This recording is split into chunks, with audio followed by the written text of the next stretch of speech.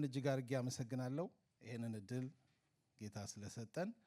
ባለፈው ሳምንት የጀመርነው ሐሳብ አለ ታላቁ የቃል ኪዳን ጥሪ በሚል ርዕስ በመጀመሪያው ክፍል የተነጋገርነው ሐሳብ አለ። ዛሬ ከዛ የሚቀጥለው ሁለተኛው ሐሳብ ነው የምንነጋገረው።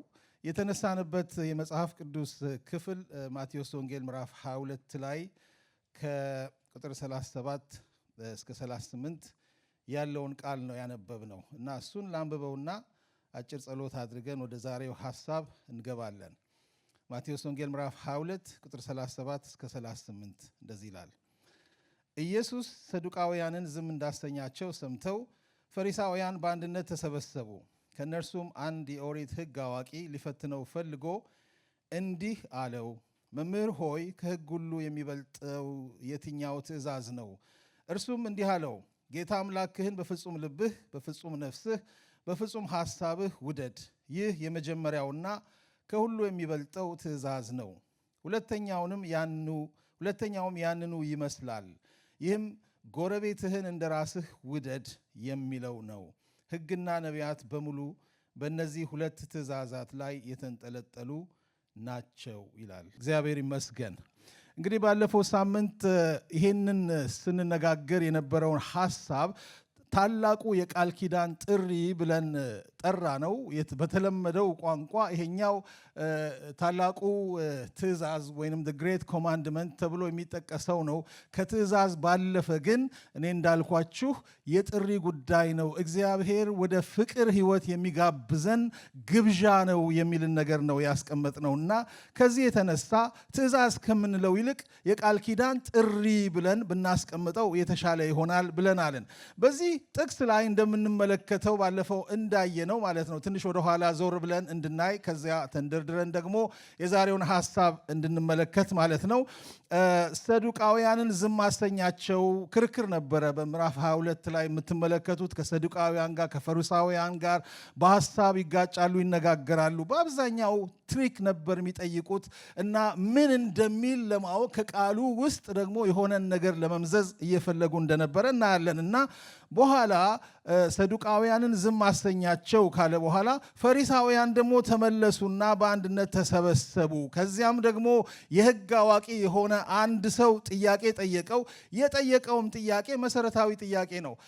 ዝም ብሎ ከመሬት ተነስቶ የጠየቀው አይደለም። ብዙ ጊዜ የሚጠይቁትን ጥያቄ ነው፣ ብዙ ጊዜ ሊያስቀምጡ የሚፈልጉትን። ምክንያቱም በብሉይ ኪዳን ውስጥ እንደምናውቀው ከ613 በላይ የሆኑ ሕግጋት አሉ እግዚአብሔር ለሕዝቡ የሰጣቸውና የነዚህ ሕግጋት መሰረታዊ መርህ ምንድን ነው? በምን እንቋጥራቸው? የሚለውን ሐሳብ ሁልጊዜ የሚያነሱት ጥያቄ ነው። ስለዚህ ኢየሱስ ስለዚህ ሐሳብ ምን ይላል የሚልን ጥያቄ ነው ሊጠይቀው የፈለገውና የጠየቀው ጥያቄ ይሄንን ነው። መምህር ሆይ ከሕግ ሁሉ የሚበልጠው ትእዛዝ የትኛው ነው ብሎ ጠየቀው። እርሱም እንዲህ አለው፣ ጌታ አምላክህን በፍጹም ልብህ፣ በፍጹም ነፍስህ፣ በፍጹም ሐሳብህ ውደድ የሚለውን የመጀመሪያውና ከሁሉ የሚበልጠው ትእዛዝ ነው። ይህንንም ያነሳው ደግሞ ከዘዳግም ምዕራፍ 6 ላይ እንደሆነ ሄደን ተመልክተናል እና የመጀመሪያው የፍቅር ጥሪ ነው። እግዚአብሔር ለሰው ልጆች ሁሉ የሰጠው ያ ጥሪ ነው። በሕግጋት ውስጥ የሚገለጠው የእግዚአብሔር ፍቅር ነው። እግዚአብሔር ይመስገን። ደስ ይላል አይደል? አታድርግ፣ አትብላ፣ አትቅመስ፣ አትንካ የሚሉ ሕግጋት ተቀምጠዋል። አትስረቅ፣ 10ቱ ትእዛዛት፣ በባልንጀራ ላይ በውሸት አትመስክር። ለካ እዚያ ውስጥ ያለው የእግዚአብሔር ፍቅር ነው። አሜን። አልገባችሁም መሰለኝ። በዚያ ውስጥ ያለው የእግዚአብሔር ፍቅር ነው። በእነዚህ እግዚአብሔር ለሕዝቡ በሰጣቸው እግዚአብሔር ሕዝቡን ከግብፅ አወጣቸውና በምድረ በዳ ውስጥ እኔ ሁልጊዜ ይሄንን እላለሁ።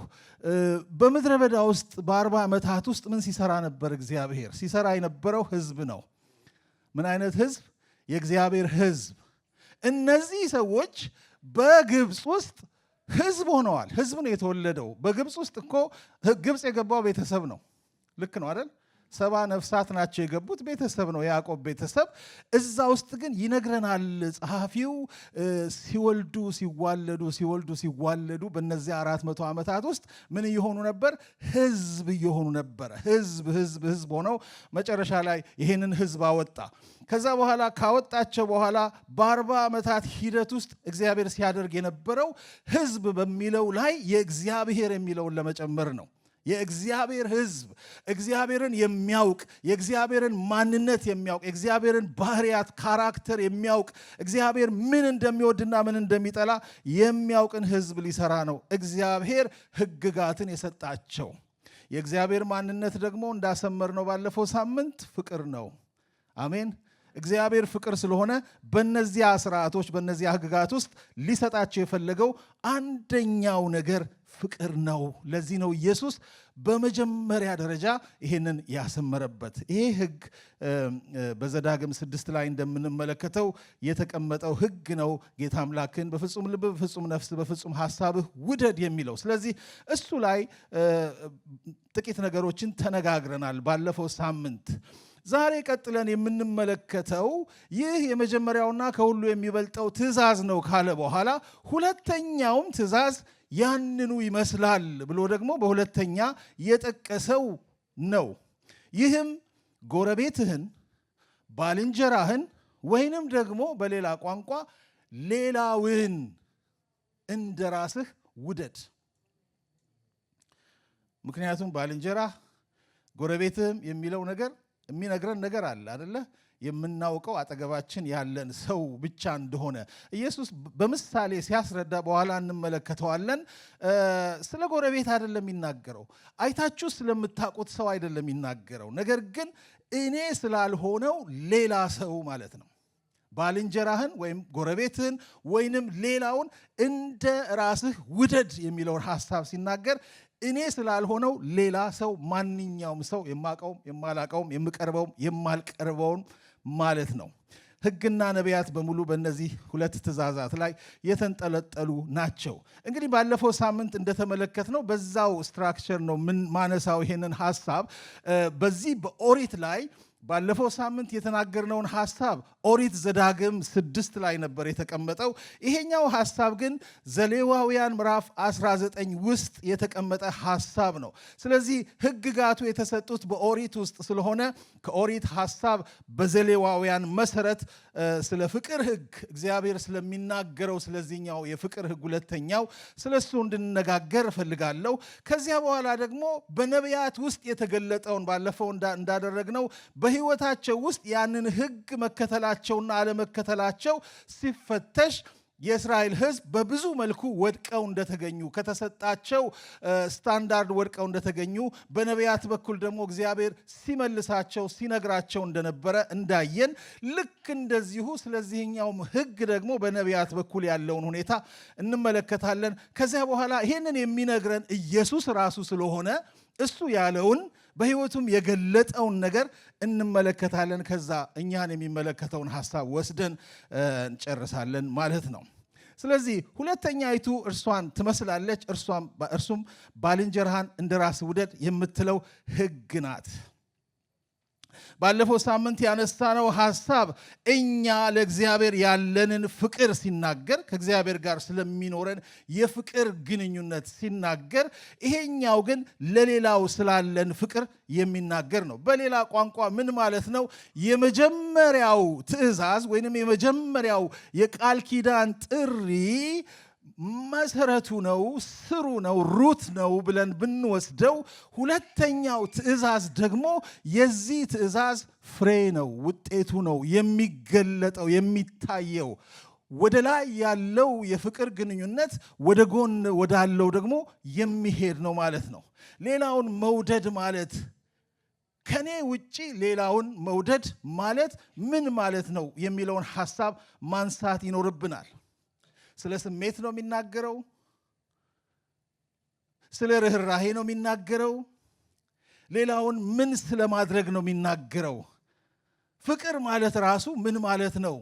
አንድ ጊዜ በጣም ቆይቷል፣ አንድ አንድ መጽሐፍ አንብቤ ነበረ እና ኦፍ ኮርስ ስለ ፍቅር ነው የሚናገረው፣ ግን በትዳር ውስጥ ስላለ ፍቅር ነው የሚናገረው። ጄምስ ዶብሰን የሚባል ሰው እና ላቭ ኢዝ አ ዲሲሽን የሚል መጽሐፍ ሴንቴንስ የሆነ ርዕስ ያለው ማለት ነው። ላቭ ኢዝ አ ዲሲሽን፣ ፍቅር ስሜት አይደለም ይላል። በዛ ውስጥ ፍቅር የሚሰማን ነገር ስለተሰማን የምናደርገው ስላልተሰማን የማናደርገው ነገር አይደለም። ፍቅር ማለት ኮንሽስ የሆነ በአእምሯችን ወስነን የምናደርገው ድርጊት ነው ብሎ ሲናገር እንመለከታለንና ፍቅር ኮንሽስ ዲሲሽን ነው ወይ የሚለውን ሐሳብ ማንሳት ይኖርብናል። ስለ ፍቅር ስንነጋገር የተጠራ ነው ለፍቅር ስለሆነ፣ ሌላውን ስለ መውደድ ስለሆነ፣ ከኔ ውጪ ያለውን ሰው ስለ መውደድ ስለሆነ ይህንን ሐሳብ ማንሳት ይኖርብናል። ስለዚህ ጌታ ኢየሱስ የጠቀሰው የዘሌዋውያንን ጥቅስ ስለሆነ ወደዚያ ሄደን ያለውን ሐሳብ እንድንመለከት ጥቂት ነገር እንድናፍታታ እዛ ውስጥ እፈልጋለሁ እና ዘሌዋውያን ምዕራፍ 19 ቁጥር 18 ላይ ያለውን ቃል አነበዋለሁ። ግን የዘሌዋውያንን ምዕራፍ ጠቅላላ እንድናስበው፣ ሁሉንም አናነበውም፣ ግን በዛ አውድ ውስጥ እንድናስበው እፈልጋለሁ ይህንን ሐሳብ።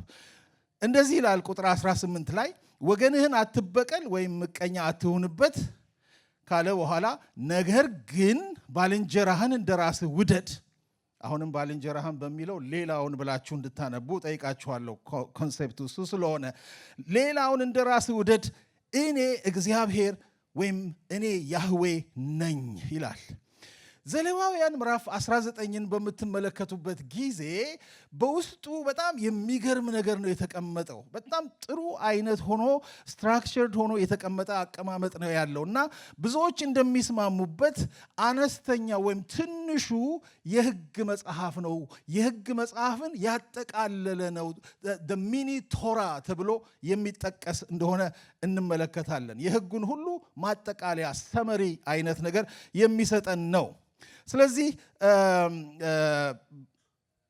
የአጠቃላዩ የኦሪት ሕግ በአምስቱ መጽሐፍት ውስጥ ያሉት ሕግጋቶች በሙሉ ጭምቅ ተደርገው የተቀመጡበት ጠቅላላ ምዕራፍ እንደሆነ እንመለከታለን።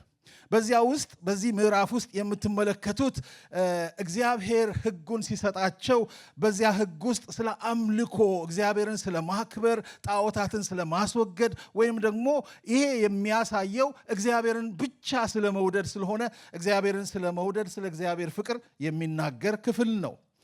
ከዚያም ብቻ ደግሞ እዚያ ጋር ሳቆም ደግሞ ስለ ስነ ምግባር፣ ስለ ታማኝነት፣ ስለ ፍትህ፣ ስለ ስርዓት፣ ስለ መልካምነት የሚናገር ክፍል ነው። ስለ ማህበረሰባዊ ህይወት፣ ስለ ሰዎች እንዴት አድርገው መኖር እንደሚገባቸው፣ ለድሆች፣ ለሌሎች፣ ለሌላቸው ማሰብ፣ ስለ ቅንነት፣ ስለ መሳሰሉትን ነገር የሚናገር ነው። በዚህ ውስጥ ነው ይሄ ክፍል አሁን የምናየው ባልንጀራህን እንደራስህ ውደድ የሚለው ሐሳብ መካከለኛ ሆኖ የተቀመጠው። ስለዚህ ሌላውን መውደድ የሚለው ሐሳብ በእግዚአብሔር እይታ ትንሽ ነገር አይደለም።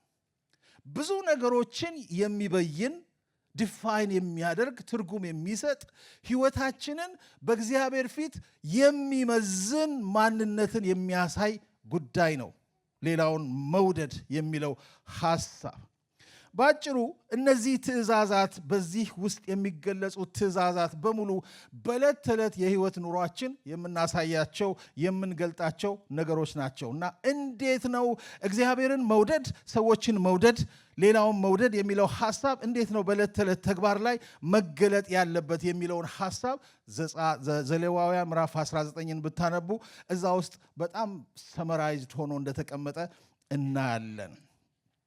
ጥቂት ነገሮችን ብቻ እዛ ላይ ልበልና አልፋለሁ።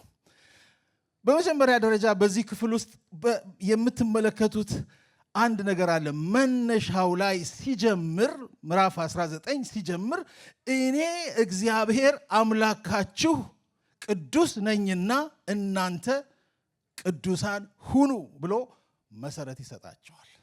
ስለ ማንነቱ ነው የሚናገረው። እግዚአብሔር የጀመረው ሰዎች በዚህ ትእዛዝና በዚህ ስርዓት እንዲሄዱ ሲፈልግ በመጀመሪያ ደረጃ ትእዛዝን በመስጠት አይደለም የጀመረው። በመጀመሪያ ደረጃ ማንነቱን በመግለጥ ነው የጀመረው። እኔ ምንድን ነኝ? ቅዱስ ነኝ። እኔ ቅዱስ ስለሆንኩኝ እናንተ ቅዱስ ናችሁ፣ ቅዱሳን ትሆናላችሁ፣ ቅዱሳን ሁኑ የሚልን ትእዛዝ እየሰጣቸው ከዚያ በኋላ ይሄንን ነገር እንደዚህ ይሁን የሚለውን ነገር በዚያ አስከትሎ ሲናገር እንመለከታለን። ስለዚህ እግዚአብሔር የጀመረው ከማንነቱ እንጂ ከምግባር አይደለም። አስምረን እንለፈው። ይሄንን የጀመረው ከማንነቱ ነው እንጂ ከድርጊት አይደለም፣ ከስራ አይደለም። ስራ መልካም ነው፣ ከስራው ግን አይደለም። ከማንነቱ ማንነቱን ከመንገር እኔ ቅዱስ ነኝ፣ ስለዚህ እናንተም ቅዱሳን መሆን አለባችሁ። በጣም ተደጋጋሚ የሆነ ሐረግ አለ በዚህ ክፍል ውስጥ ከ16 ጊዜ በላይ በአንድ ምዕራፍ ውስጥ የተጠቀሰ ምንድን ነው የሚለው? እኔ እግዚአብሔር ነኝ፣ እኔ እግዚአብሔር ነኝ። ይሄ ይናገርና እኔ እግዚአብሔር ነኝ። ምን ሊል ፈልጎ ነው? እግዚአብሔር ሊነግራቸው የፈለገው ነገር አለ። ለእኛም ደግሞ በዚህ ውስጥ ሊያሳየን የፈለገው ነገር አለ። ሕግን መከተል፣ ምግባርን ማድረግ፣ ስርዓትን ማድረግ አስፈላጊ ነው። ግን the ultimate goal የመጨረሻው ግብ ግን እግዚአብሔር ነው። የእግዚአብሔር ማንነት ነው። የእሱ ማንነት ደግሞ እኔ ቅዱስ ነኝ፣ ቅዱሳን ሁኑ የሚለው ነው። ስለዚህ ዝም ብሎ የተሰጣችሁን ትእዛዝ መከተላችሁ አይደለም። የፈሪሳውያኑ ጥፋት ይሄ ነበር። ጌታ ኢየሱስ ሲነቅፍባቸው የነበረው በጣም እኮ ሕግን የሚጠብቁ ሰዎች ናቸው፣ ስርዓታቸው እኮ በጣም የከረረ ነው እና ሕግን እንደመጠበቅ ቢሆን እንደነሱ የሚጸድቅ ሰው እኮ አልነበረም። ጳውሎስ ይሄንን ነው እኮ የሚናገረው። ፈሪሳዊ ነበርኩ፣ ሕግን በመጠበቅ የሚጸድቅ ቢኖር እኔ አንደኛ ነበርኩ ያለው ለዚህ እኮ ነው። እና በሚያደርጉት ነገር፣ በሚሰሩት ነገር ትክክለኛውን ነገር ለማድረግ የሚፈልጉ ሰዎች ናቸው። ነገር ግን ሚስ አድርገዋል። እግዚአብሔርን ሚስ አድርገውታል። የእግዚአብሔርን ውስጣዊ ኢንቴንሽን ምንነቱን ሊገልጥላቸው የፈለገውን የሚያደርጉት ነገር ምን የሚያንጸባርቅ መሆኑን አላወቁም። የሚያንጸባርቅ ነገር ነው እንጂ ዋና ነገር አይደለም። ድርጊቱ የእግዚአብሔርን ማንነት ሪፍሌክት ያደርጋል። ስለዚህ ለዚህ ነው እየደገመ እኔ እግዚአብሔር ነኝ፣ እኔ እግዚአብሔር ነኝ፣ እኔ እግዚአብሔር ነኝ። you got to know this። ይሄንን ማወቅ አለባችሁ።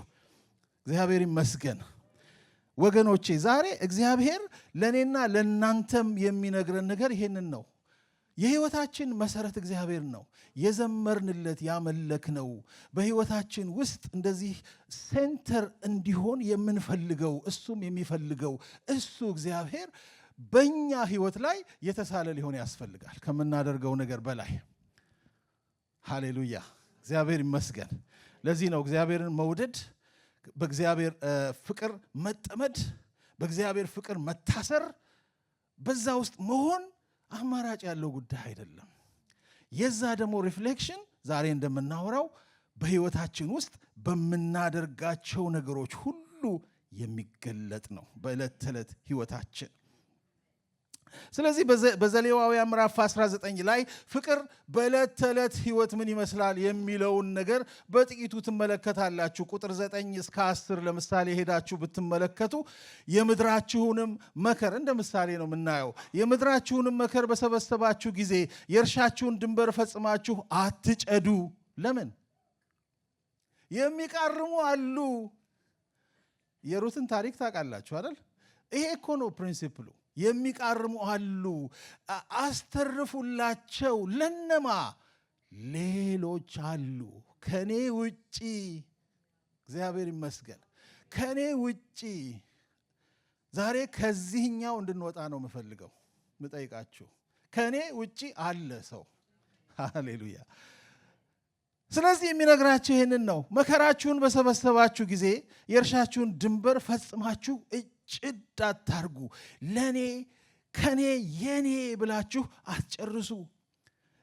የመከሩንም ቃርሚያ አትልቀሙ፣ የወይንህንም ቃርሚያ አትቃርም፣ የወደቀውንም የወይንህን ፍርፋሪ አትሰብስብ። ለምን? ለድሆችና ለእንግዶች ተወው።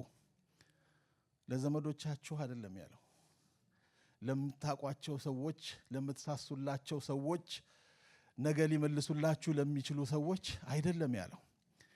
ለእንግዶች፣ ለኢሚግራንቶች፣ ለድሆች።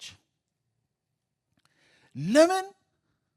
እኔ አምላካችሁ እግዚአብሔር ነኝና። አሜን። ሁሉንም አትጨርሱ። ያላችሁን የተሰጣችሁን ነገር አትጨርሱ። ወገኖቼ እግዚአብሔር የሚነግረን ይህንን ነው። የተሰጠህ ነገር የተሰጠሽ ነገር ያንቺ ብቻ አይደለም፣ ያንተ ብቻ አይደለም። እግዚአብሔር በምንም መልኩ not only in terms of money በገንዘብ ብቻ አታስቡት፣ በጊዜ አስቡት። በኑሮ በየዕለት ኑሯችን የተሰጣችሁ ነገር እግዚአብሔር የሰጣችሁ ነገር የእናንተ ብቻ አይደለም። ቃርሚያ ያላችሁ ወይ ከጊዜያችሁ ለሌሎች የምትሰጡት ለሌሎች እናንተ ትርፍ ለማታገኙበት ለእናንተ ጌን የማይሆን ነገር ለቤተሰባችሁም ለምታውቋቸውም ሰዎች ያልሆነ ግን ለሌላ ዝም ብሎ እንዲሁ የሚሰጥ ነገር አላችሁ ወይ? ፕሪንሲፕሉ እሱ ነው። ፍቅር ለሌሎች ያስባል። ዘሌዋውያን ምዕራፍ 19 ፍቅር ቁጥር 11 ላይ እንደምንመለከተው ታማኝነትን ይለማመዳል። ቁጥር 11 ላይ እንደዚህ ይላል፣ አትስረቁ። ለክርስቲያኖች አትስረቁ ብሎ መስበክ ከባድ ነው አይደል? ለምን? ስለማንሰርቅ አንሰርቅም። አሜን አትሉም እንዴ? እንግዲህ የገባው ይገባዋል። አትስረቅ። በህይወታችን በየቀኑ በኑሯችን ውስጥ እንዴት ነው የምንኖረው የሚለው ጥያቄ ጥሩ ጥያቄ ነው። አትስረቅ፣ አትስረቁ፣ አትካዱም፣ ከእናንተም እርስ በርሳችሁ ሐሰትን አትነጋገሩ፣ ውሸትን አትነጋገሩ። አትስረቅ፣ አትዋሽ። ፍቅር ማለት ማጭበርበርና ማታለል የሌለበት ህይወት ማለት ነው። ቢ ፕራክቲካል። እግዚአብሔር ይመስገን።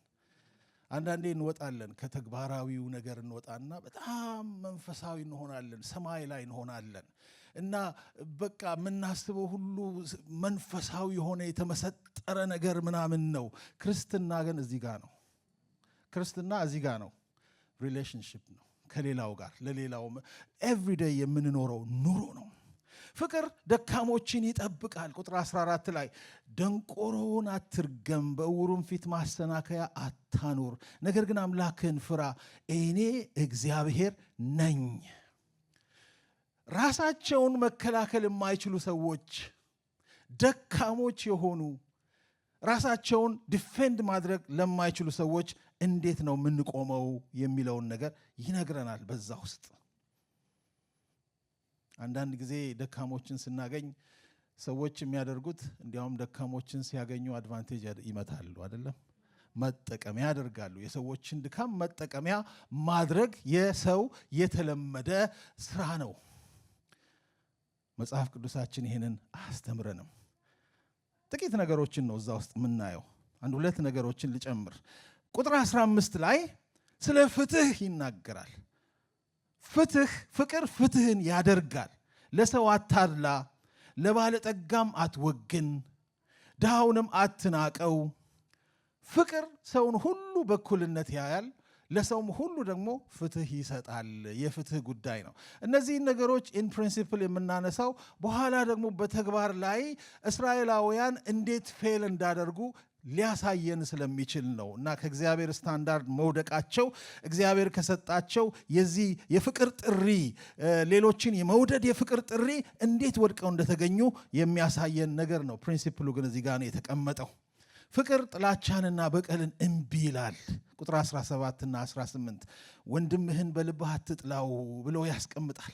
ይህ ወንድምህን በልብህ አትጥላው ብሎ የሚናገረው እንዲያውም ጠለቅ ወዳለው ሐሳብ ይመጣል። ስለ ልብ ነው የሚናገረው። ስለ ልብ ጥላቻ ነው። ከድርጊት አልፎ በልብ በአቲቲዩድ ስለሚሆነው ነገር ነው እና ጠለቅ ያለውን ሐሳብ ነው የሚነግረን። ፍቅር ውጫዊ ተግባር ብቻ ሳይሆን የውስጥ መለወጥ መሆኑን ያሳየናል።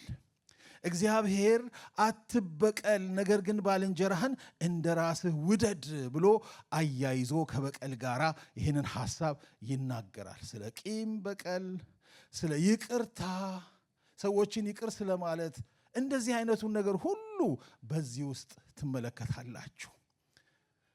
በዚህ በምዕራፍ 19 ውስጥ ብዙ ነገር ነው የምናነበው። ዝም ብሎ ጥቂት ነገር ነው ያነሳ ነው።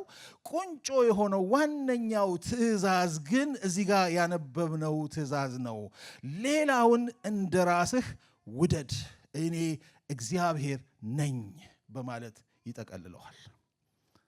ለዚህ ነው ጌታ ኢየሱስ ሲጠየቅ ሁለቱን ነገሮች ሲናገር በሁለት ይጠቀሳል ሲል አንደኛውን ወደ ዘዳግም ሄደና አምላክህን ውደድ በፍጹም ሁለንተና ካለ በኋላ ሁለተኛውን ደግሞ ወደ ዘሌዋውያን መጣና ባልንጀራህን እንደ ራስህ ውደድ ብሎ የዚህን የሕጎችን ነገር ሁሉ በእነዚህ በሁለት ነገሮች ጠቀለላቸው። እግዚአብሔር ይመስገን። ዘሌዋውያን 19 እንደሚያስተምረን ሌላውን መውደድ ምርጫ አይደለም፣ እንደ ምርጫ አይደለም። ከፈለኩም ማድረገው ካልፈለኩም ተወው ነገር አይደለም። ክርስቲያን ከሆንኩኝ እግዚአብሔርን የምከተል ከሆነ የእግዚአብሔርን መከተል ማንነቴ የሚገለጠው በሌላ በምንም አይደለም። አይምሰላችሁ። በአገልግሎት ብዛት፣ በሩጫ በእግዚአብሔር ቤት ደፋ ቀና በማለት አይደለም። መልካም ነው፣ እግዚአብሔር ይመስገን። ድከሙ፣ ለእግዚአብሔር አገልግሎት ድከሙ፣ ስሩ። ነገር ግን ይላል ጳውሎስ በአንደኛ ቆሮንቶስ ምዕራፍ 13 ይህን ሁሉ ነገር ባደርግ ስጋዬን ለእሳት መቃጠል አሳልፌ ብሰጥ፣ ለጉድ ኮዝ ማለት ነው፣ መልካም ለሆነ ነገር፣ ለክፉ አይደለም፣ ለመልካም ነገር፣ እግዚአብሔር ለሚቀበለው ነገር ስጋዬን ለእሳት መቃጠል አሳልፌ ብሰጥ፣ ይሄንን ባደርግ ያንን ባደርግ፣ ይሄ ቢኖረኝ ያ ቢኖረኝ፣ ፍቅር ግን ከሌለኝ ከንቱ ነኝ። በዜሮ ነው ያባዛው። ልክ ነው፣ በዜሮ ነው የተባዛው። ፍቅር ግን ከሌለኝ ከንቱ ነኝ። አከማችታችሁ ቆልላችሁ ሁሉን አስቀምጣችሁ እዚህ ጋር ግን ፍቅር ከሌለ ዜሮ ነው። እግዚአብሔር ከዚህ ህይወት ይጠብቀን። እግዚአብሔር ከዚህ ህይወት በእውነት ይጠብቀን። የተጠራ ነው ለዚህ ጥሪ ነው። ጥሪው ይሄ ነው። ታላቅ ነው ጥሪው፣ ትልቅ ነው ጥሪው። እግዚአብሔርን መውደድ፣ ከዚያ በኋላ ደግሞ ሌላውን መውደድ፣ ወደ ፍቅር ህይወት፣ ወደዚህ ህይወት መምጣት። በእውነት አሳድገኝ ጌታ ሆይ በፍቅር ማለት ይሄ የምጥ ጉዳይ ነው። የዓይን መከፈት ጉዳይ ነው። የእግዚአብሔር የመንፈስ ቅዱስ ሥራ ጉዳይ ነው። የእግዚአብሔርን ልብ የማወቅ ጉዳይ ነው። ያ ከሆነ ህይወት መልካም ነው። ያለን ሁሉ የምናደርገው ነገር ሁሉ በፍቅር ሲባዛ በብዙ መልቲፕላይድ ይሆናል። በእግዚአብሔርም በሰውም ፊት ብዙ ፍሬ የምናፈራበት ይሆናል። እግዚአብሔር ይመስገን። እግዚአብሔር ይሄንን ሕግና ስርዓት ለእስራኤላውያን ሰጣቸው።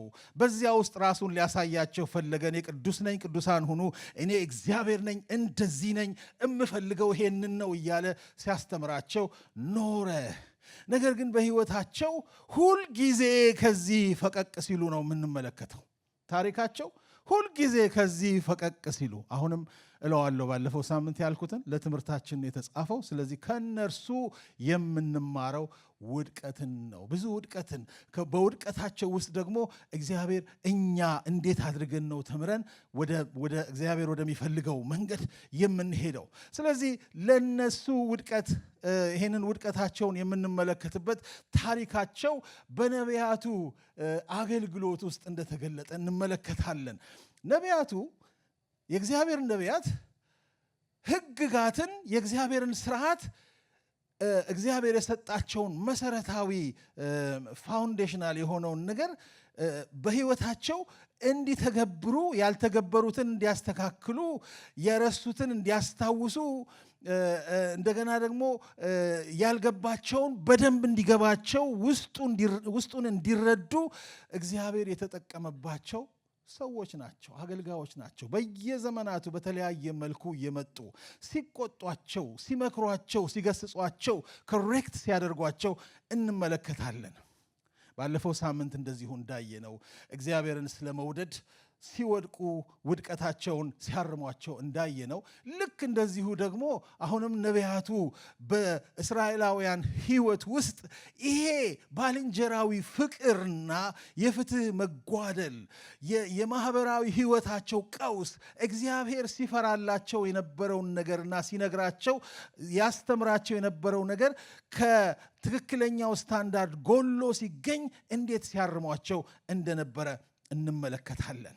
እነዚህ ነቢያት በየጊዜው እየመጡ እስራኤላውያን ወደ ጣዖት አምልኮ ሲሄዱ እግዚአብሔርን መከተል ሲተዉ ሲመክሯቸው እንዳየነው ሁሉ ልክ እንደዚሁ ደግሞ እግዚአብሔር ያዘዛቸውን ሁለተኛው ትእዛዝ ሲስቱ ደግሞ እየመጡ ሲነግሯቸው እንመለከታለን። እንግዲህ የነቢያትን መጽሐፍ በአብዛኛው በምናነብበት ጊዜ መሰረታዊ የሆነ ወጥ የሆነ ተደጋጋሚ ነገር ወይንም ፓተርኖች እንመለከታለን። ምናልባት ያ ሄልፕፉል ይሆናል ይሄንን ለመረዳት ብዬ አስባለሁ። እና የነሱ ወደ ህዝቡ መጥተው ሲመክሩና ሲገስጹ የምናየው ተደጋጋሚ ነገር አለ። በእያንዳንዱ ነቢይ ሁልጊዜ የሚገለጥ ነገር ምናልባት 5 ነገሮችን ትመለከታላችሁ። ባጭሩ አሳያችኋለሁ። አንደኛው ነገር ምንድነው? እግዚአብሔር በነቢያት አፍ በነቢያት አንደበት ይመጣና ይሄንን ቃል ኪዳን እያስታወሰ ይከሳቸዋል። እግዚአብሔር ይሄንን ሰጥቻችሁ ነበረ፣ የታረጋችሁት? እንደዚህ እንድትሆኑ ፈልግ ነበረ፣ የታደረጋችሁት? ከእግዚአብሔር ጋር ይሄ ቃል ኪዳን ነበራችሁ፣ ዛሬ ግን በዚያ ቃል ኪዳን ጎላችኋል፣ ቃል ኪዳናችሁን አፍርሳችኋል። እግዚአብሔር በዚህ ውስጥ ያደረገላቸውን ነገር ሁልጊዜ ያስታውሳቸዋል። መልካምነቱን፣ ፍቅር መሆኑን፣ ያደረገላቸውን የሰራላቸውን ነገር ሁሉ ያሳያቸዋል። ከዚያ በኋላ እነሱ በምላሹ ክህደት እንደፈጸሙበት ደግሞ ያስታውሳቸዋል። በዚህ መልኩ ነው ወደ እነሱ የሚመጣው። ነቢያቶችን ሄዳችሁ ማየት ትችላላችሁ። አንዱን ዝም ብለን እንመለከታለን መጨረሻ ላይ። ሌላው የምንመለከተው የነዚህ የህዝቡ ጥፋት ነቢያት የሚጠቁሙት የህዝቡን ጥፋት በሁለት መልኩ ነው። እነዚህ 2 ትእዛዛቶች ናቸው ሁልጊዜ የምትመለከቱት። አንደኛው የጣዖት አምልኮ ነው። ከእግዚአብሔር አምልኮ መሸሽ፣ ለጣዖት መስገድ፣ ሌሎችን አማልክት ማምለክ፣ ባለፈው እንዳነሳ ነው ማለት ነው። ሁለተኛው ግን ሌሎችን አለመውደድ ነው። ከፍቅር መጉደል ነው። ማህበራዊ ፍትህ ማጣት ነው። ድሆችን፣ ባልቴቶችን፣ ወላጅ አልባ ሕፃናትን መበደል ነው። አቅም የሌላቸውን ማስጨነቅ የሚለውን ነገር መጥተው ይነግሯቸዋል። በተደጋጋሚ ሲያፈርሱት ያለ የምንመለከተው ሕግ ነው። ለእግዚአብሔር ያለን ፍቅር አምልኮ ነው። ለሰዎች ያለን ፍቅር ምናልባት በፍትህ ይገለጣል፣ በመልካምነት ይገለጣል፣ በበጎነት ይገለጣል። እነዚህ 2 ነገሮች ግን ሁልጊዜም ተነጣጥለው የሚታዩ ነገሮች አይደሉም። እግዚአብሔርን እያመለኩ ወንድምን መበደል አይቻልም። አሜን የሚል አለ። እግዚአብሔርን እያገለገሉ በወንድም ላይ ቂም መያዝ አይቻልም። በቃ መጽሐፍ ቅዱሳችን ይሄን ነው የሚነግረን።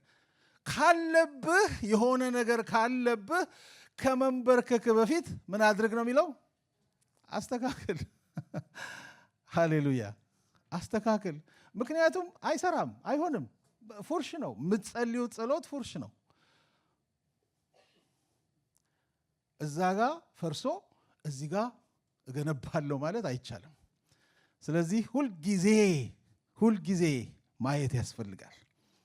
ከዚያ በኋላ በሶስተኛ ደረጃ የምንመለከተው ነቢያቱ እየመጡ ሲነግሯቸው የመቅሰፍትና የፍርድ ማስጠንቀቂያ፣ ይሄን አድርጋችኋል፣ ስለዚህ ፈርድባችኋለሁ።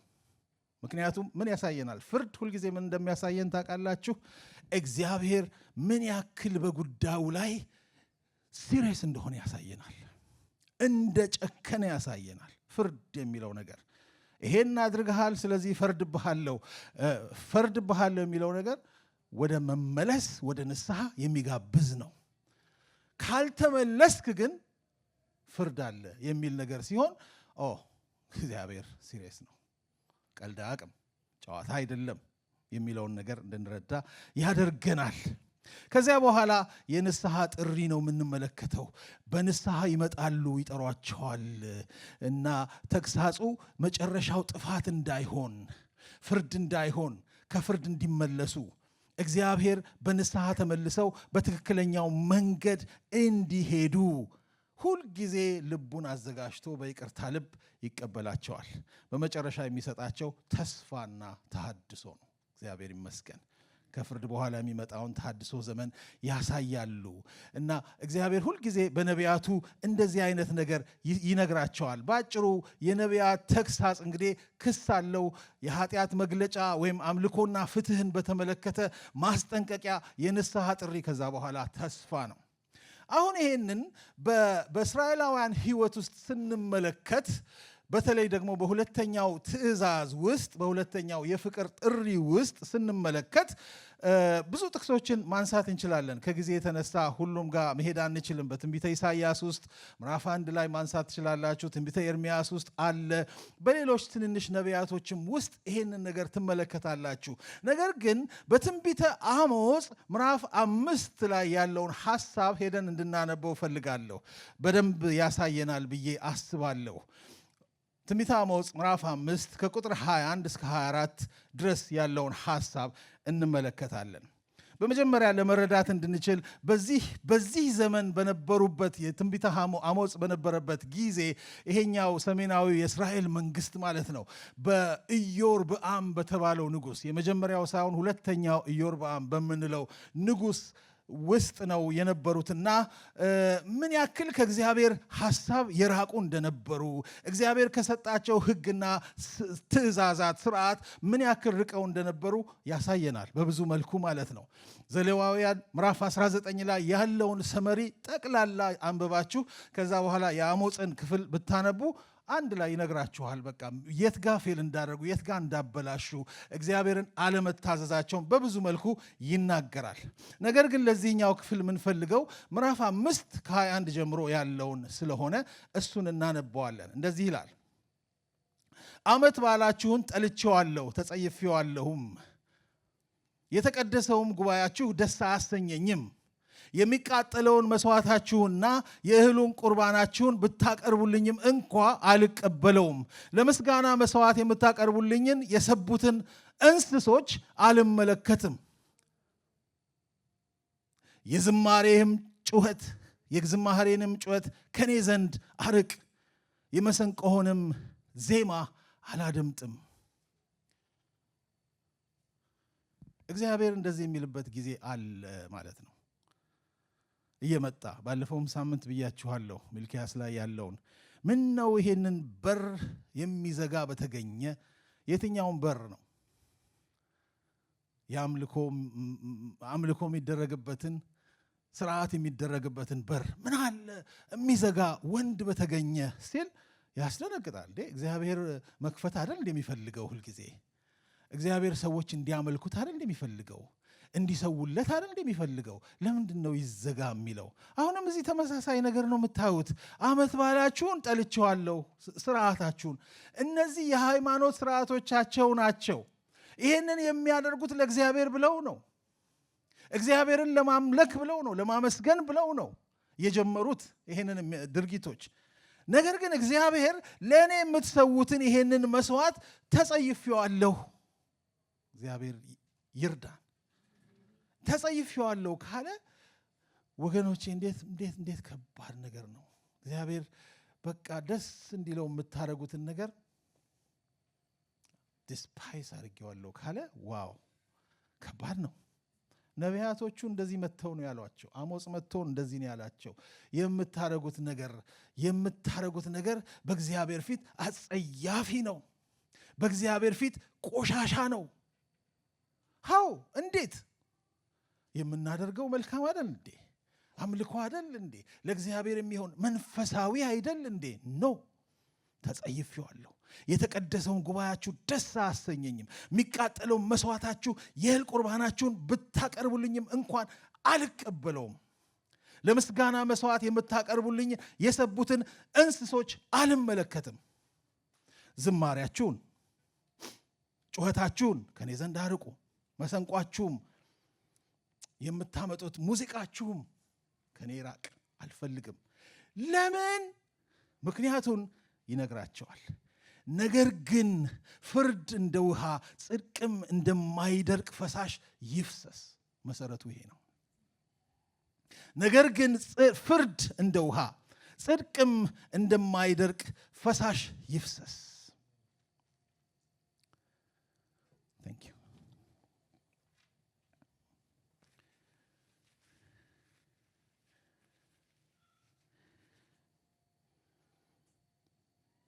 ልባቸው ከእግዚአብሔር በራቀበት ከእውነቱ በራቀበት ነገር ግን ስራቸው ድርጊታቸው ሙሉ በሆነበት በሚያደርጉት አክቲቪቲ ተውጠው እግዚአብሔርን ደስ ለማሰኘት ደፋ ቀና በሚሉበት በዚያ ግርግር መሃል እግዚአብሔር መጥቶ የምታደርጉትን አልሰማም ሲል እንዴት ልብ ይሰብራል። ሃይማኖታዊ ስርዓት ነው፣ ውስጣችሁ ፍትህ የለም። ለተበደለው አልራራችሁም፣ የተገፋውን አልረዳችሁትም። ከእናንተ ውጪ ያለውን ሌላውን አልወደዳችሁም። ስለዚህም ምን ያደርግልኛል? አምልኳችሁ ምን ያደርግልኛል? እግዚአብሔር መቼም ይሄንን አይበለን ወገኖች። አሜን። ማምለክ ደስ ይላል፣ መዘመር ደስ ይላል። ጌታ ይባርካችሁ። በጣም ደስ ይላል። እኔ በጣም ነው የምወደው ማምለክ እና ግን እግዚአብሔር እንደዚህ ብሎናል እያልኩ አይደለም። አሁን ግን ቢላችሁ ቢለን ገብቷችኋል። ቢለን መጥቶ እንዴት በጣም ከባድ ነው። አይበለን እንዳይለን ምን እናድርግ ነው ጥያቄው። እንዳይለን ይሄንን እንኑር፣ የምንዘምረውን እንኑረው፣ በዜሮ እንዳይባዛብን እንጠንቀቅ። ሁልጊዜ እንጠንቀቅ። እግዚአብሔርን መውደዳችንን እንወቅ፣ እናስብ፣ እንጠንቀቅ። ስለ እግዚአብሔር ፍቅር ሰዎችን መውደዳችንን በፍቅር ሕይወት ውስጥ መመላለሳችንን እንጠንቀቅ። ፍቅር ደግሞ ተግባራዊ ነው። ስለዚህ እዚህ ጋር የሚናገረው ስለ ተግባር ነው። ፍርድ እንደ ውሃ ጽድቅም እንደማይደርቅ ፈሳሽ ይፍሰስ። በዓላቱም አይቁሙ፣ አምልኮውም አይቁም፣ ዝማሬውም አይቁም፣ መሰንቆም ሙዚቃውም አይቁም። ግን ያ እየተደረገ ደግሞ ፍርድ እንደ ውሃ ጽድቅም ደግሞ እንደ ፈሳሽ ይፍሰስ። በመካከል እንዴት ደስ ይላል! እንዴት ቢዩቲ አለው! እንዴት ህይወት አለው! የተሰጠን ህይወት፣ የተጠራንበት ጥሪ፣ እግዚአብሔር የሚሰጠን የቃል ኪዳን ጥሪ ይሄ ነው። ቅዱስ ሁኑ ዘሌዋውያን እኔ ቅዱስ እንደሆንኩ። ቅዱስ ሁኑ የሚለው ባልንጀራችሁን ውደዱ ከሚለው ጋር እንዴት እንደሚያያዝ ታላችሁ። ባልንጀራን ሳትወዱ ቅዱስ መስላችሁ አታምልኩ። መንፈሳዊነት፣ እውነተኛ መንፈሳዊነት ፕራክቲካል ነው፣ ተግባራዊ ነው፣ ለሌላው ማሰብ ያለበት ነው። አዲስ ኪዳናችን ይሄንን በደንብ አድርጎ ያስተምረናል። መጽሐፍ ቅዱሳችን በብዙ መልኩ ይሄንን ይነግረናል። ወደዛ ሁሉ ነገር አንገባም። ግን ይሄ ትንቢት ይሄንን እንደሚያሳየን ካሰመርኩ በኋላ ወደሚቀጥለው አልፋለሁ። አሁን ወደ ኢየሱስ ንግግር ስንመለስ ታዲያ ጌታ ኢየሱስ የተናገረውን ይሄንን ንግግር ስንመለስ ወደሱ ባልንጀራህን እንደ ራስህ ውደድ ብሎ ሲናገር አዲስ ሐሳብ አይደለም እያመጣ ያለው፣ የነበረውን ነገር ነው። በዛ በነበረው ውስጥ የእግዚአብሔርን ጥልቅ ነገር እንደገና በደንብ አፍታቶ እየገለጠልን ነው እና ከዚያም በላይ በጣም የሚገርም ነገር ነው የሚነግረን እኮ የሚያሳየን ኢየሱስ። ባልንጀራህን ብሎ የተናገረው ባልንጀራህን ውደድ የሚለው ቋንቋ ባልንጀራዬ የማቀው ሰው ነው፣ ባልንጀራዬ አጠገቤ ያለ ሰው ነው፣ ባልንጀራዬ ጠዋት ማታ የማየው ሰው ነው፣ ስለዚህ እሱን መውደድ ነው ብለው እንዳይተረጉሙት በሉቃስ ወንጌል ምዕራፍ 22 ላይ ያለውን ሐሳብ እንዲያውም በጣም በሚገርም ሁኔታ ነው የገለጠልንና ይሄንን ጥያቄ በሌላ መልኩ ሉቃስ ሲጽፍልን ማለት ነው አንድ የሕግ አዋቂ ሊፈትነው ተነስቶ ብሎ ነው የሚናገረው። ማቴዎስ 22 ላይ ያነበብነውን እና እንደዚህ ይላል። ምዕራፍ 22 ሉቃስ ምዕራፍ 22 25-37 ነው ማነበው።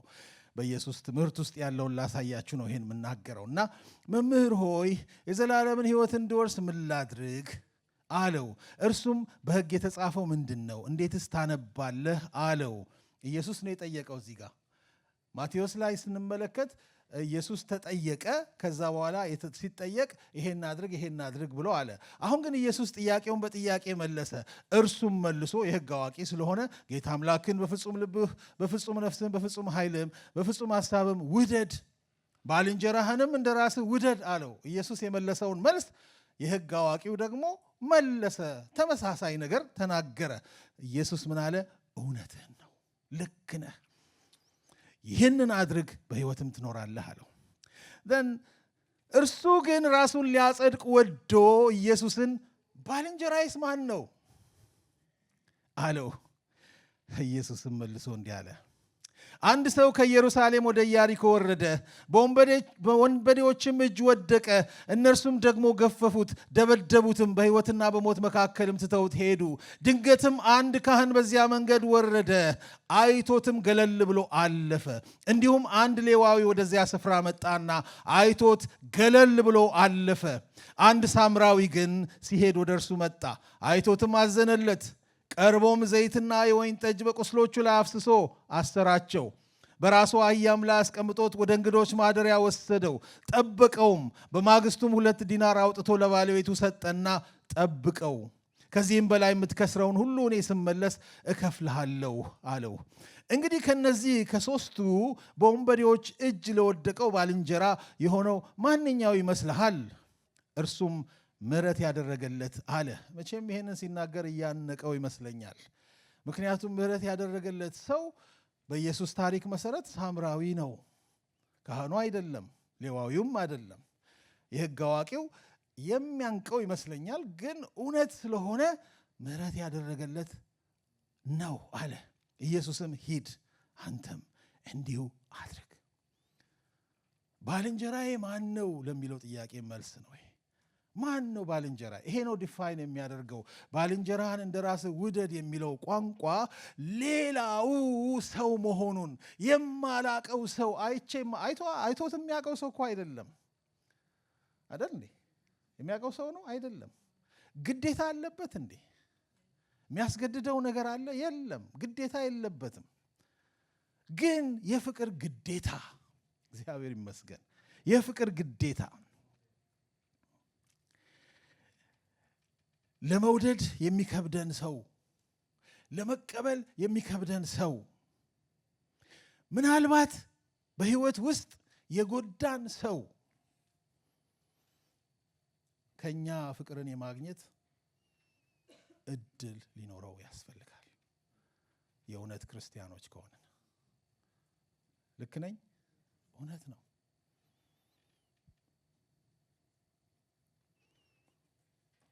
ባልንጀራዬ ማን ነው?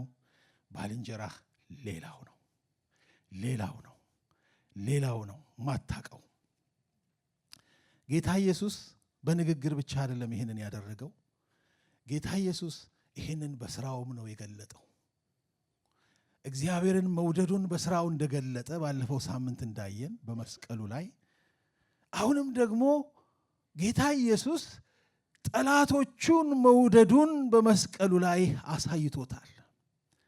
ስለዚህ መስቀሉ ለእግዚአብሔር ያለ እውነተኛ ፍቅር መሆኑ የተገለጠበት መድረክ ነው ብለን እንዳልን ባለፈው ሳምንት፣ ይኸው መስቀል እግዚአብሔር ሌሎችን እስከ ፍጻሜው የወደደበትን ጥልቅ ፍቅር የገለጠበት መድረክም ነው።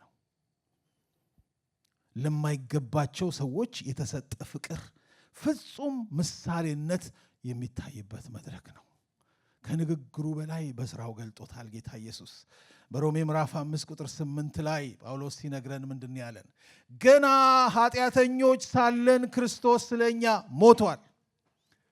ኃጢአተኞች ሳለን፣ ጠላቶች ሳለን፣ ለሱ ወዳጅ ሳንሆን፣ እሱን የምንፈልግ ሆነን ሳይሆን፣ አንዳች ነገር ሳይገኝብን ለኛ ተንጠለጠለ፣ በመስቀል ላይ ሞተ። ገርማል። አይገባንም። ይገባኛል፣ ይገባሃል፣ ይገባሻል። የእሱ ሞት አንተን ለማዳን አንቺን ለማዳን ይገባሃል፣ ይገባኛል፣ ስለሚገባኝ ነው ያደረገኝ የሚል ሰው አለ? አይገባንም። ሳይገባን ዲዘርቭ ሳናደርግ አንዳች ነገር ሳይገኝብን መጣ።